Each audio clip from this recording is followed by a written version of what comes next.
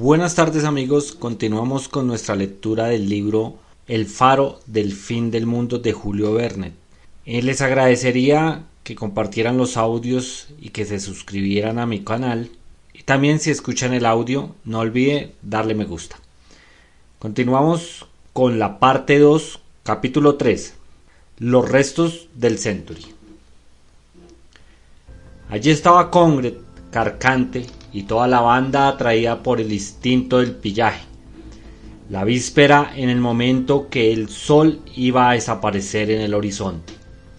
Carcante había divisado desde la galería del faro un barco de 3 palos que navegaba hacia el este.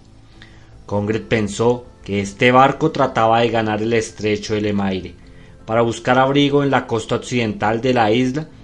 Mientras fue de día siguieron sus movimientos, y cuando se hizo de noche pudieron distinguir las luces de situación. No tardaron en advertir que estaba sin gobierno y que no demoraría en estrellarse contra la costa cuya proximidad no sospechaba. Si Congred hubiera encendido el faro, tal vez hubiese desaparecido el peligro. Por eso se guardó bien de hacerlo, y cuando las luces del Century se hubieron apagado, no dudaron que el barco acababa de perecer entre el Cabo San Juan y la Punta Several. Al día siguiente el huracán continuó desencadenándose con furor. Era absurdo pensar que la goleta pudiera hacerse a la mar. Imponíase un retraso tal vez de algunos días, circunstancia grave estando bajo la amenaza de la llegada del relevo del faro. No había más remedio que esperar a todo evento. Después de todo, no era más que el 19 de febrero, lo probable era que el temporal animase antes de fin de mes, y cuando el mar se calmara, el Carcante levaría anclas.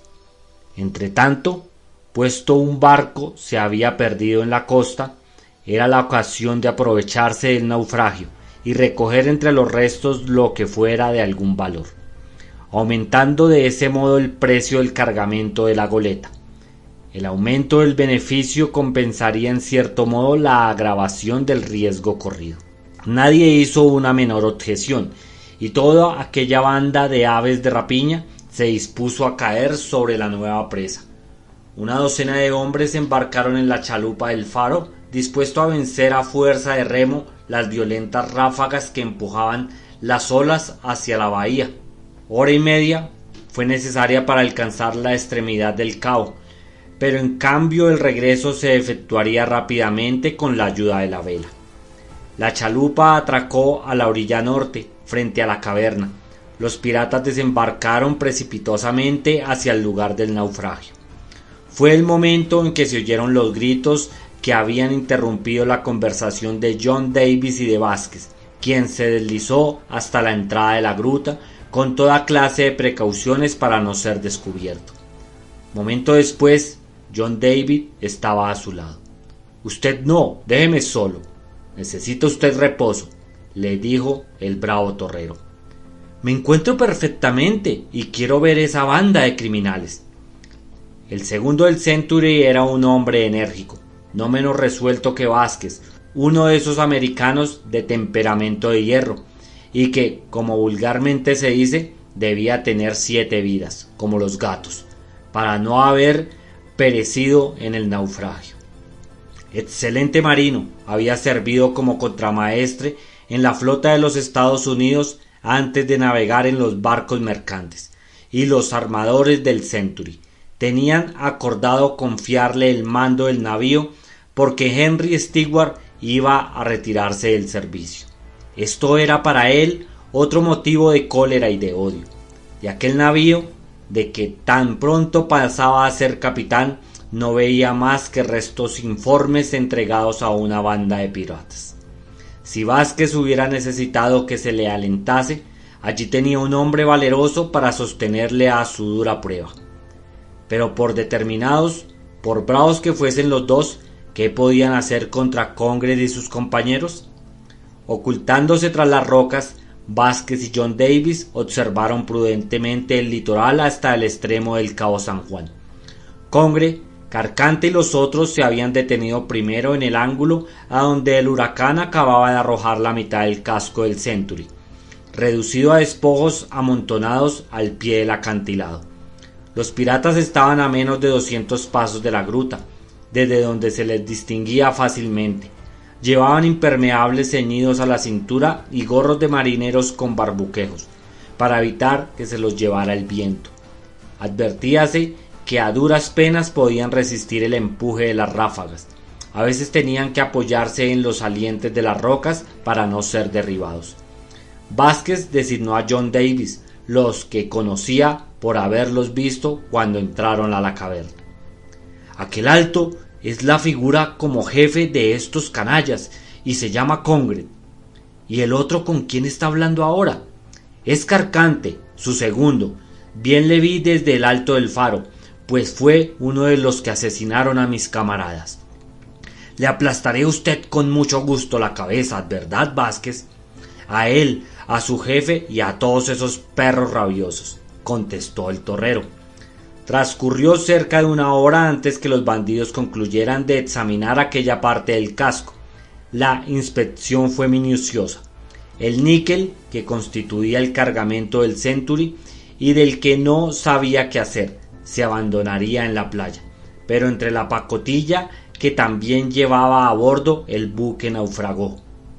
Tal vez hubiese algo que les conveniera. Efectivamente, se vio que transportar 2 o 3 cajas a otros tantos fardos que Congred ordenó embarcar en la chalupa.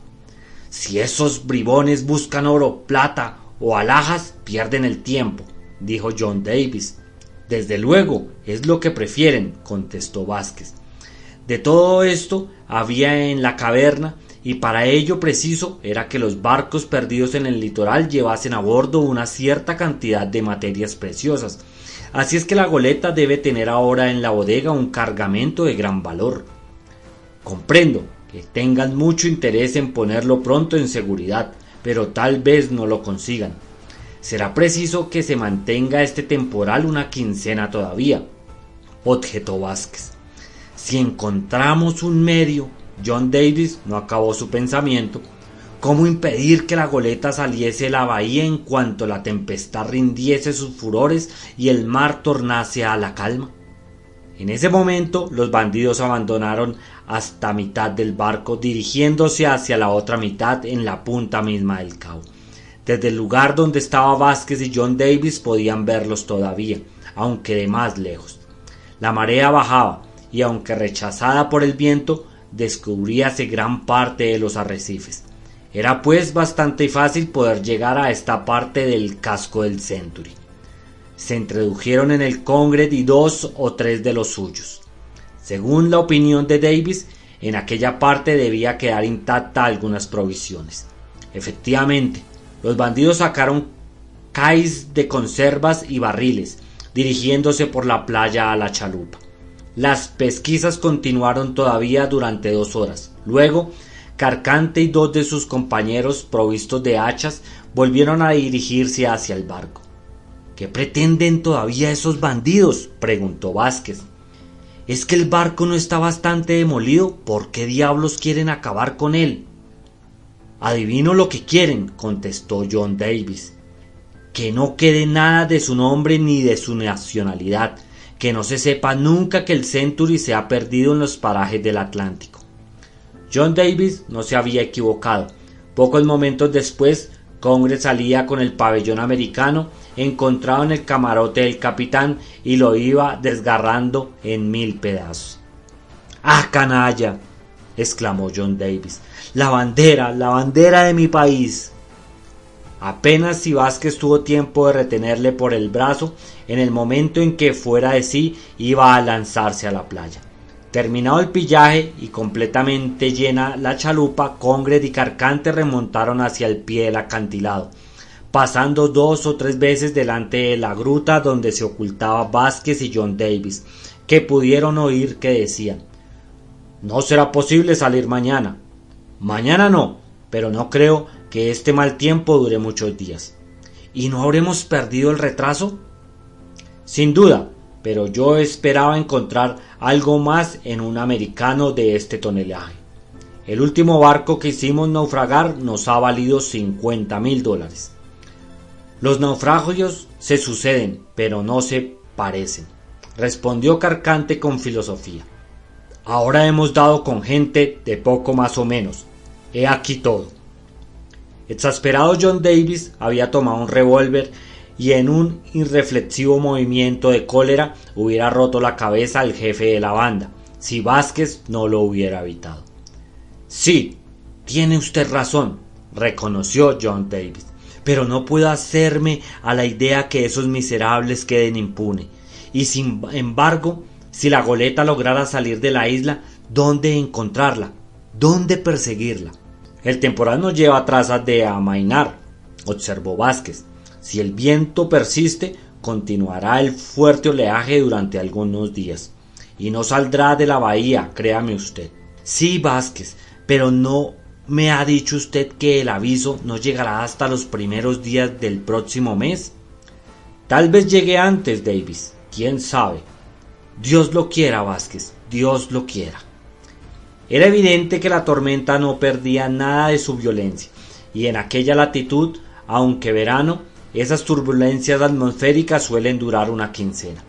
Pero en fin, era de temer que si se producía una calma, por breve que fuera, la goleta la aprovecharía para hacerse a la mar.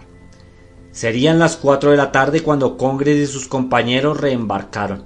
Izada la vela, la chalupa desapareció en pocos minutos, siguiendo la orilla norte de la bahía.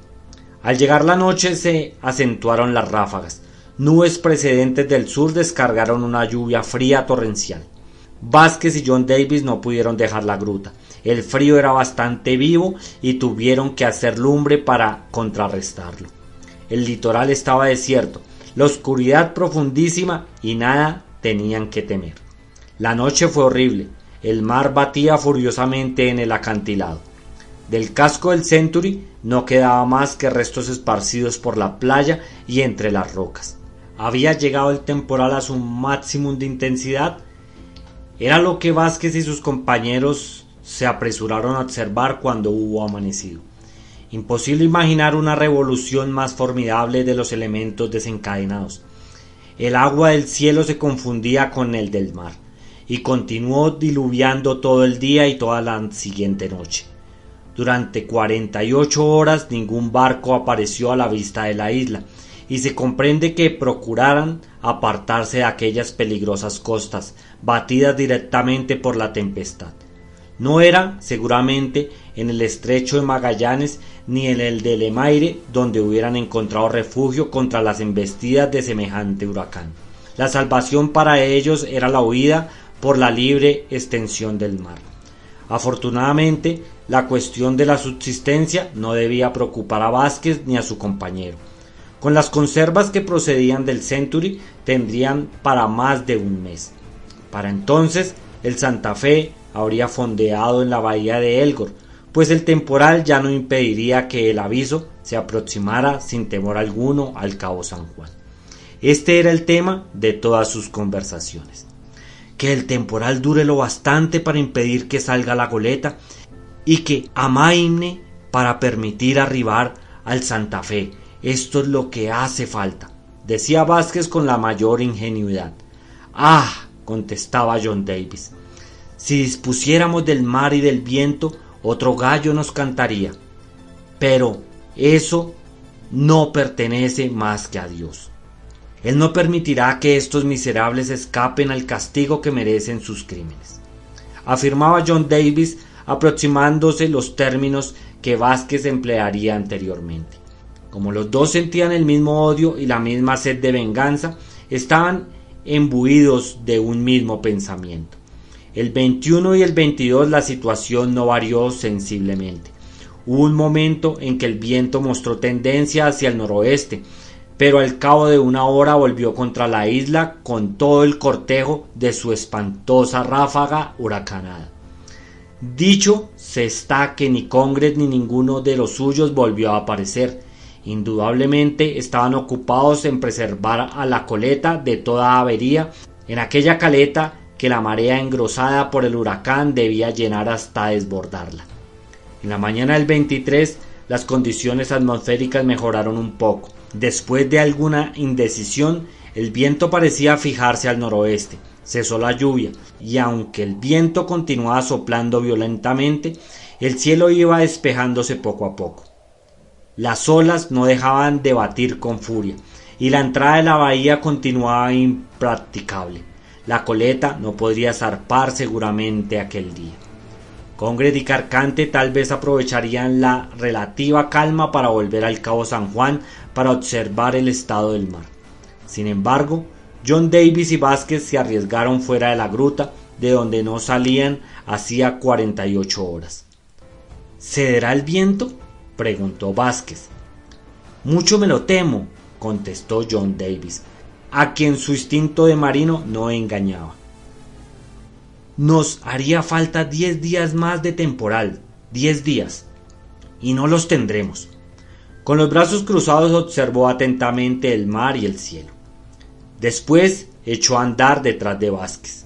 De pronto su pie tropezó con un objeto medio enterrado en la arena, cerca de una roca, y que al choque despidió un ruido metálico.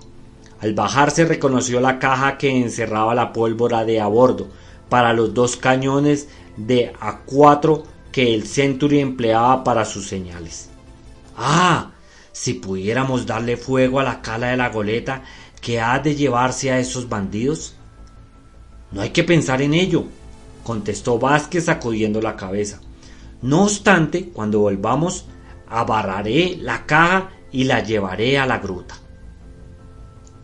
Continuaron bajando hacia la playa sin poder llegar a la punta del cabo porque el mar batía allí furiosamente.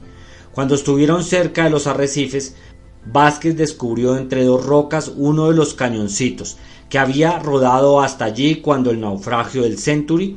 Algunos pasos más allá habían algunas balas que las olas empujaron tierra adentro.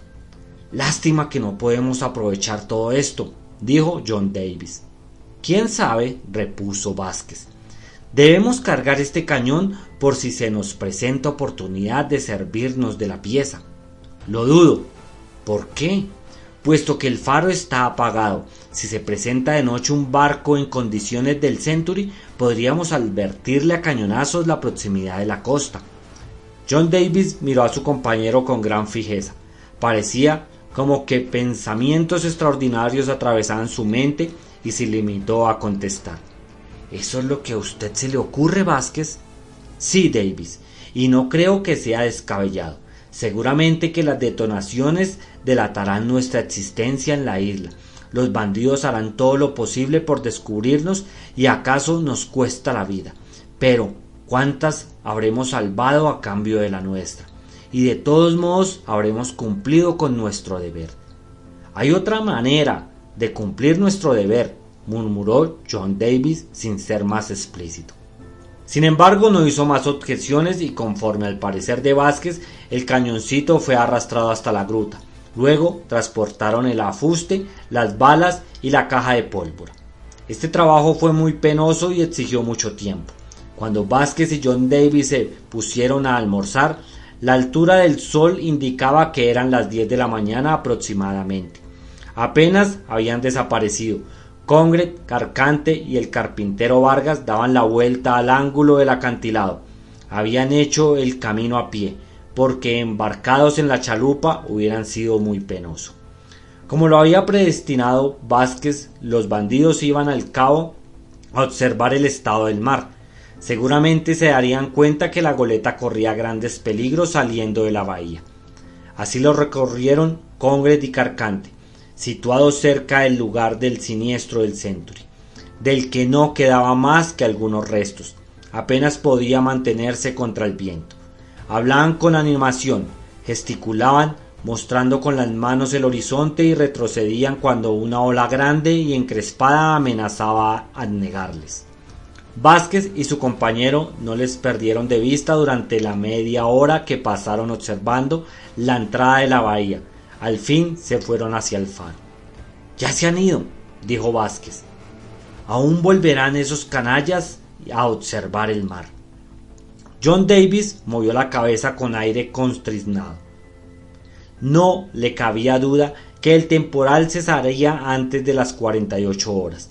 El oleaje, y aunque no completamente calmado, permitía a la goleta doblar el cabo San Juan.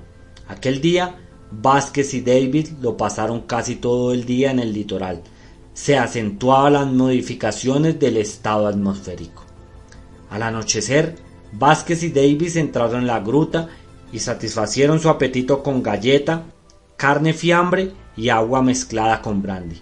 Luego, Vázquez se dispuso a dormir bajo su manta. «Antes que se duerma usted, hágame el favor de escucharme una proposición», le dijo Davis. «Hable usted». «Vázquez, le debo a usted la vida y no pienso hacer nada que no merezca su aprobación. He aquí una idea que se me ha ocurrido. Examínela usted y deme su opinión, sin preocuparse de la mía». «Lo escucho a usted, Davis». «El tiempo cambia, el temporal toca a su fin, el mar estará tranquilo muy en breve. Espero que la goleta habrá desaparecido antes de 48 horas». «Desgraciadamente así es», repuso Vázquez, completamente su pensamiento con un gesto que significaba «no podemos hacer nada». John Davis repuso: «Si antes de 2 días habrá salido de la bahía, la goleta habrá doblado el cabo y desaparecerá en el oeste, y los camaradas de usted, mi capitán y mis compañeros del Century no serán vengados». Vázquez había bajado la cabeza, luego levantó la vista y miró a John Davis, cuyo rostro estaba iluminado por los últimos resplandores del fuego. Este continuó: «Una sola eventualidad podría impedir la salida de la goleta, o al menos retenerla hasta la llegada del aviso. Una avería que le obligase a volver al fondadero. Pues bien, tenemos un cañón, pólvora y proyectiles. Montemos el cañón sobre su afuste en la punta del acantilado, carguémosle y cuando pase la goleta disparemos sobre ella. Es posible que no podamos echarla a pique, pero la tripulación no se aventurará a una larga navegación con una nueva avería. Los miserables no tendrán más remedio que volver al fondadero para repararla. Será preciso desembarcar la carga. Esto exigirá toda una semana, y entre tanto el Santa Fe». John Davis se calló. Había asido la mano de su compañero y la oprimía. Sin vacilar, Vázquez le contestó con una sola palabra: «Convenido». Bueno, amigos, gracias por escuchar este capítulo más del libro El faro del fin del mundo. Muchas gracias a todos los oyentes. Recuerden dejar los comentarios si desean dar sus opiniones, y para más adelante también tendré en cuenta qué libro les gustaría que continuara leyendo. Muchas gracias y hasta la próxima.